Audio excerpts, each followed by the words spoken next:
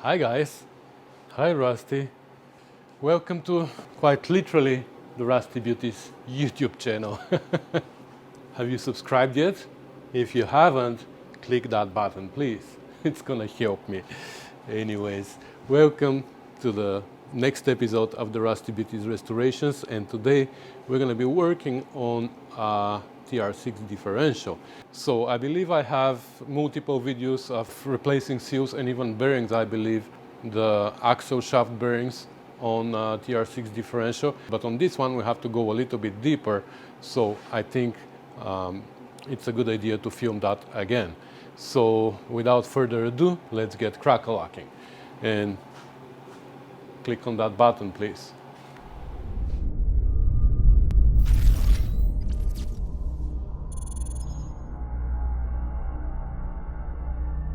So this is our victim. What were the symptoms? Obviously oil leaks, so that's why the owner brought the seals, but he's also suspecting that the pinion bearing here is gone, so he wants me to replace that as well as the two output shaft bearings. So we have those, we have oil to refill it, and he also wants me to add this additive which says that seals oil leaks, reduces noise and protects gears. So we're gonna do that. And he also bought a whole bunch of plugs here because he wants me to install a plug, a drain plug, which we can do, no problem. But I think we're gonna get a plug like this, just like this one, and we're gonna tap it because I have the plumbing thread tap, which is better for here. So anyways, so the main reason why he took it out actually from the car was because he was hearing a clanking noise. It was a significant clank. And he says as he disconnected the shafts from here, the sliding axles, what he noticed right away was that this right side, the whole flange, the whole shaft, he was able to turn it 90 degrees back and forth without anything else happening, as if it was not hooked up to anything inside. It was like going 90 degrees. And then as he was taking it down, something happened inside from shaking it left and right, and it went back to normal. So that's interesting. That's like really interesting because I can't even imagine what could have happened inside to allow this shaft to spin 90 degrees without anything. Like, how are the splines supposed to come out? I don't know. So the only way to figure this out is by taking it apart. We need to take it apart to change this bearing anyways. So without further ado, let's get crack-a-lacking. And first thing, let's drain the oil. But I think how we're gonna drain it is we're gonna remove the cover and we're gonna just dump it.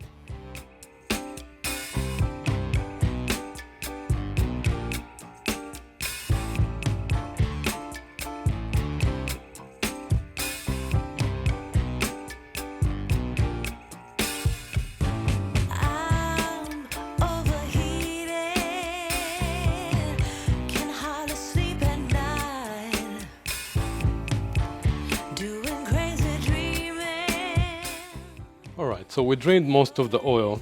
There's still more, we're gonna flip it upside down later. And we opened the cover, of course, and let's have a look inside. So I don't know how well you can see here, but I don't see a way that something happened here. So this is the right side, right? So this is the shaft in question that the owner claimed that was spinning 90 degrees back and forth without affecting anything. So in order for that to happen, either the splines between the shaft and the gear, the sun gear, are worn, which is not possible, but we're gonna find this out when we take the shaft out, or we need to have some missing teeth on some of the gears. But we see here that all these gears are in a very good shape and they don't move. Could they somehow unmesh? I don't think so. I don't think it's possible because they are all that there's no room for them to move back inside the carrier. Neither these or these. So I don't know what happened. I have the feeling that the owner got confused somehow. Oh, finally found a place for the light, because there's absolutely no issue here. Let me show you a schematic now that I have a drawing board. So thanks to most motors here, we have a huge schematic on our wall, and we can look through it, and you can see that this is the shaft. What do they call it exactly? Let me see what exactly it is called. It's axle shaft. So this is the axle shaft, which goes through the seal, the cap, the bearing, and then the splines fit inside this gear. In order for this shaft to spin back and forth, it either needs to move inside these splines, or this gear needs to unmesh from the planet gears somehow, which I don't think it's possible. But again, we need to change this bearing now. For this reason, we have to take out the whole carrier, and then when everything is out there, we're going to be able to withdraw the pinion from the housing, and together with the pinion, there's one bearing here, one bearing there, and in between we have a spacer and shim on this side and shim on this side. So these are important shims, because these are the shims that control the preload that we put on this bearing and this bearing. They're calculated exactly, and if they're too thin, then you're going to be able to tighten this nut too much, and then the flange is going to put preload on the bearings. Well, we have to be careful now and keep these shims as they are, so we can put them back together. And that's it. We have a plan, so let's execute it.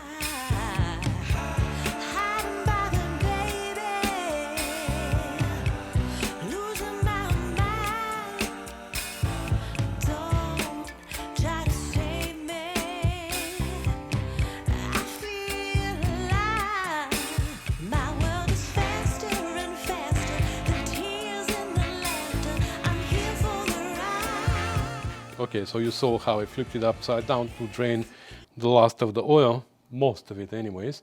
And in the meantime, while it was draining, I cleaned up this cover.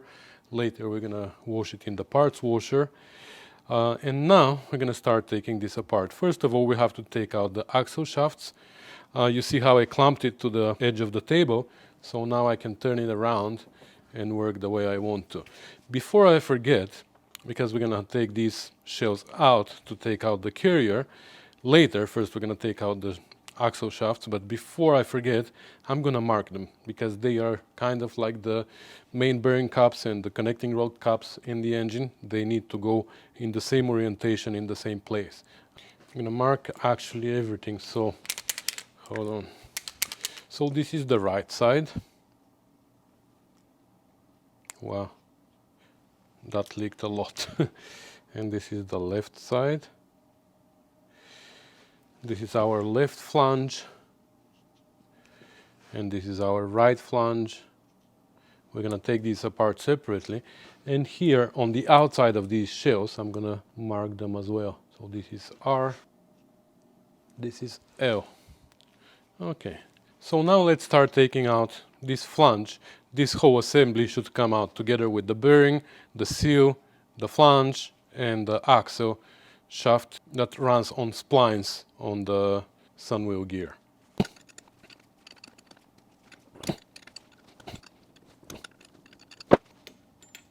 You see, you have to hug your work. You have to show some love, and then everything is going to work well. Then your project is going to cooperate with you. It's going to see that you love it. So this is a lead hammer, so it's gentle. So this is our whole assembly now. Like I said, this is the shaft that fits into this gear. And now I don't see a way that this have spun somehow, but we will see anyways. So yeah, this is gonna go there for now. I'm gonna change the bearing and the seal later. Okay, let's take out the other one as well.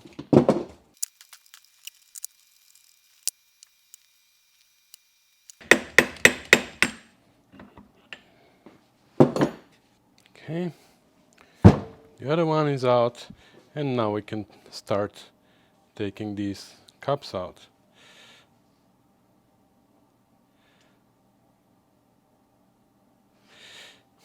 I can feel something here. It's going like, you see?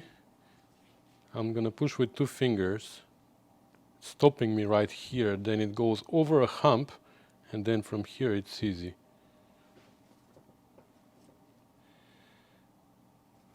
Let's see. Now it goes. Not anymore.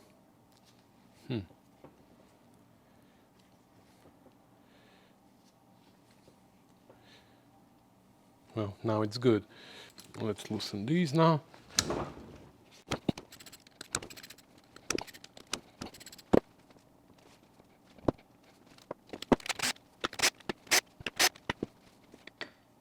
Okay.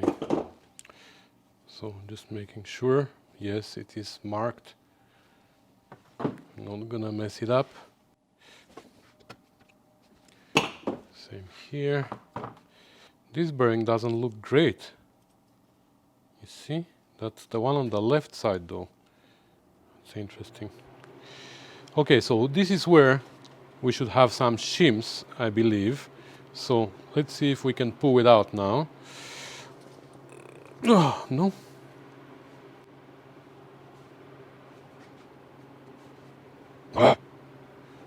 So let's turn it until this comes in this position so we can actually try to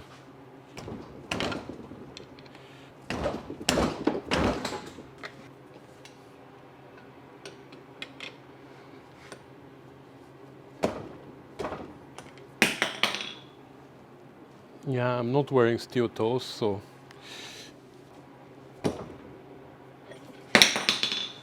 again. Okay, not gonna do it again. Okay, I believe it moved a little bit, so now we should be able to take it out.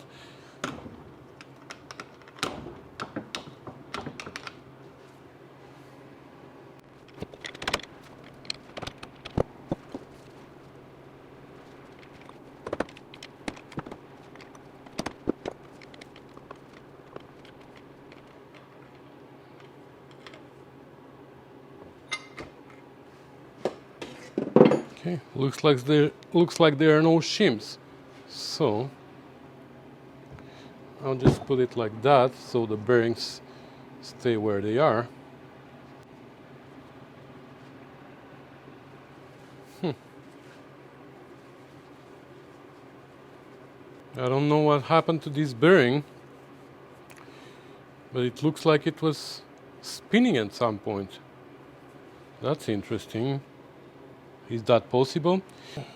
Can't take this out. You know what? Forget about it. Can't work with gloves.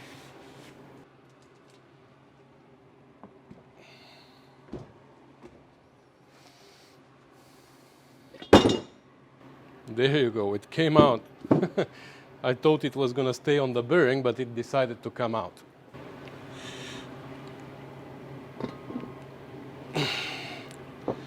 So let's see now, shims and everything. Here we don't have any more shims. So let's see what we have here. There's a few shims here.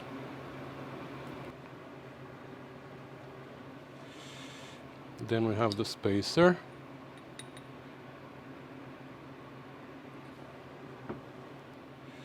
Okay, this bearing we are not replacing, so I'm just gonna put everything back so we don't mess it up.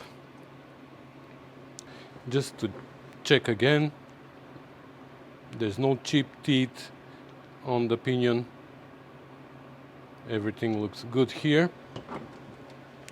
And this is the other bearing that is ready to fall out. That's the bearing that we are changing. Okay, let's take out the seal first. So much easier when there's no pinion there, right? Did I speak too fast? I did. Come on. All right, let's see if we can take them both out at the same time, the bearing and the seal.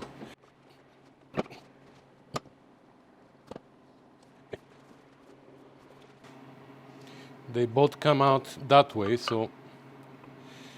Oh, there are shims here. Okay. See, very important. We don't want to lose them. See if I can grab them with a magnet. They were just on the bearing. Okay. So there's two more. One is thicker, one is thinner, but we're gonna put them back with these ones so they can go back in the right spot.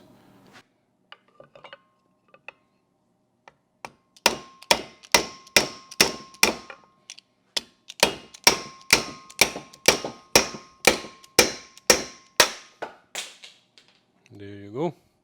So we have the inner part of the bearing, but there's also outer race there because this is a tapered bearing. What is it called? Yeah, tapered bearing, yeah. So we have to take out the race as well. That's the seal that came out. So let me show you inside. So you see this notch here, right here, right there. That's where we can push our outer race from.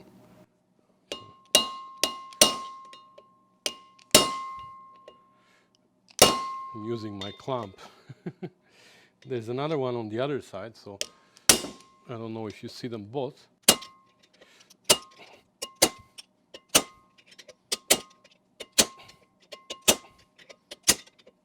There you go. Alright, and now for my favorite part. Let's wash this oil away. I hate when my hands are greasy and I love when parts get cleaned up. I just want to rinse the oil later. We're gonna clean it again because we're gonna drill a hole here. Or here, wherever the bottom is.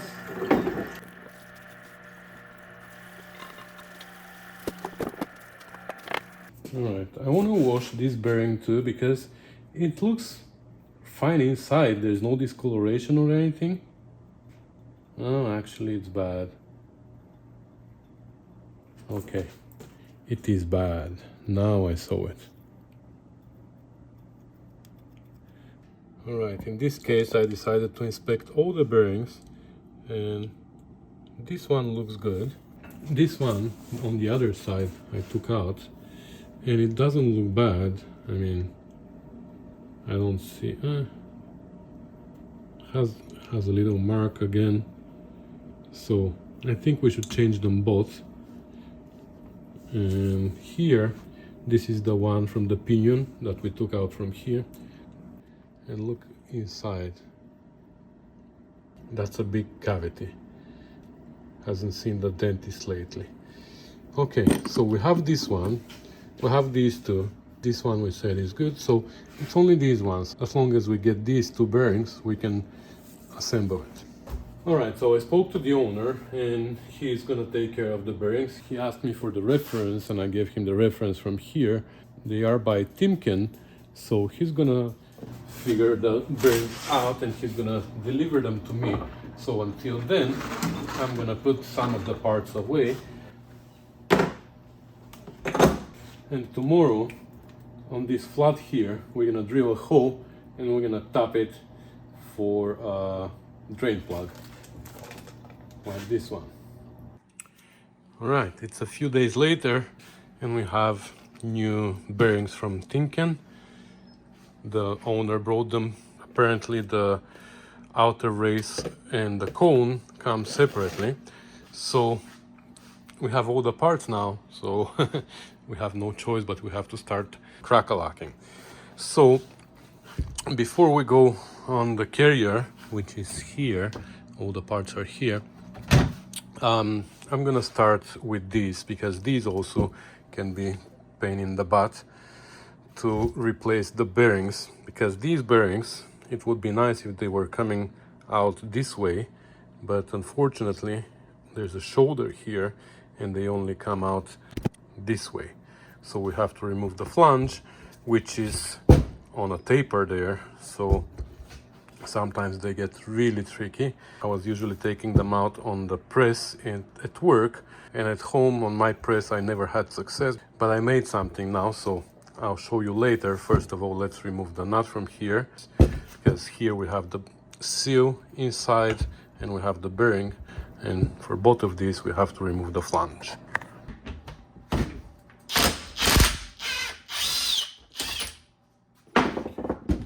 That was the easy part. There must be a washer here. There you go. Now we need to find something to press on. We don't want to press on the threaded end here because we're gonna make it a mushroom. So we want to press on the shoulder here inside. So let me go and watch my own video and see what I was using. All right, so this is what I made. I didn't have plates like that before, and now I made myself these plates, so now I can support the flange from all over the place like this. I hope they're thick enough. I made 4 plates so I can have it thicker, because these can be pretty stubborn sometimes, but we'll see. We'll try easy on them first, and if they give us troubles, then we're gonna have to use some heat. Oh, perfect. I hope you can see. You see here, I have a cushion here that I'm gonna protect my body with. Okay.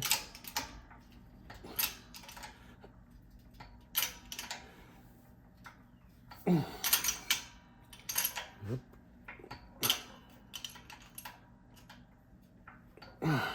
Stubborn.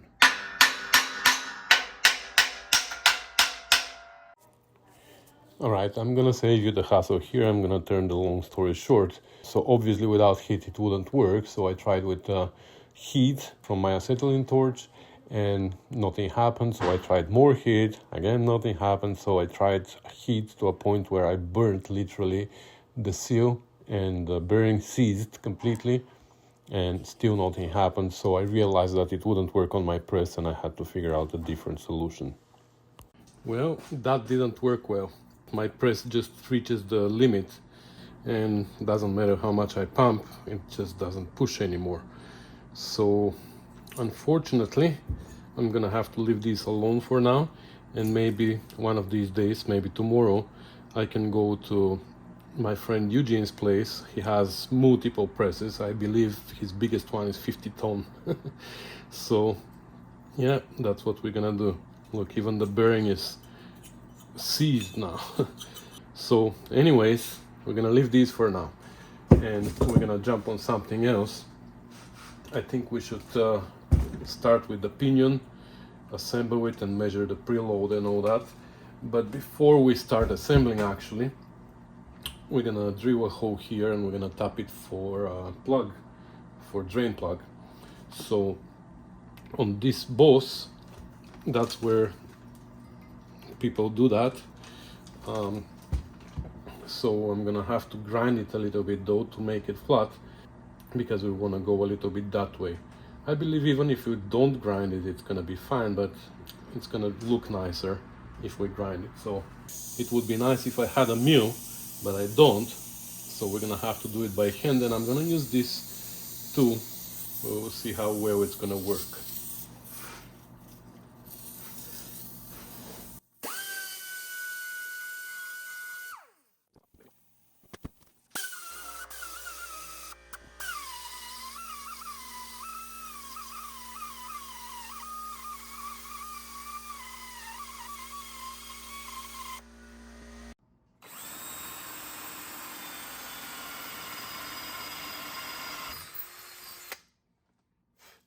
And now we're gonna go to a bigger one, which is 37/64. That's the proper size for this tap, which is 3/8 NPT. NPT stands for National Pipe Thread. So this is plumbing tap. Okay. Lots of shavings.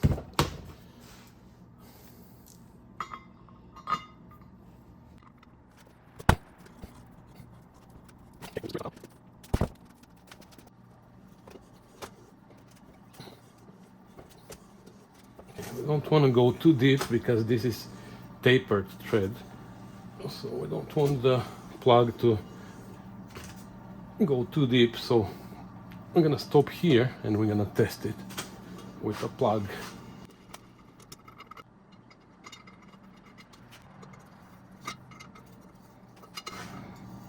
Yeah, I think this is deep enough, if not too deep.